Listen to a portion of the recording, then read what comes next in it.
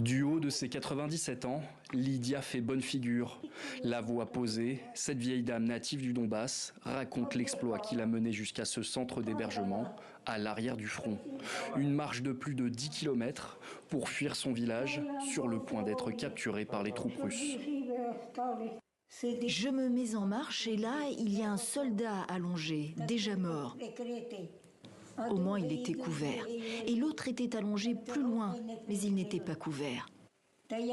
J'ai trouvé un morceau de planche cassé et je suis venue ici en m'appuyant dessus. Lydia décide d'entamer son périple au milieu du chaos, juste avant qu'il ne soit trop tard. Une babouchka pleine de bravoure, sauvée par une rencontre, après plusieurs heures de marche en solitaire. C'est bien que je sois allée de ce côté de la route.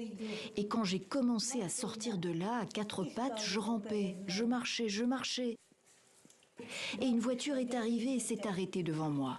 « Grand-mère, où vas-tu » J'ai répondu « Je vais aussi loin que je peux, puis je tomberai dans l'herbe et j'y passerai la nuit. » Et c'est ainsi que je suis partie avec eux. Au Tchérétiné, le village de Lydia serait passé sous contrôle russe depuis le 28 avril. Ces environs étaient devenus le théâtre de violents combats ces dernières semaines. Face à l'inévitable, les civils ont progressivement dû évacuer.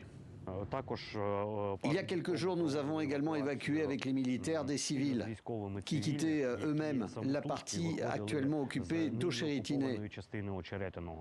Les gens réalisant l'horreur de la guerre ont simplement été forcés de partir à pied en marchant le long de la route.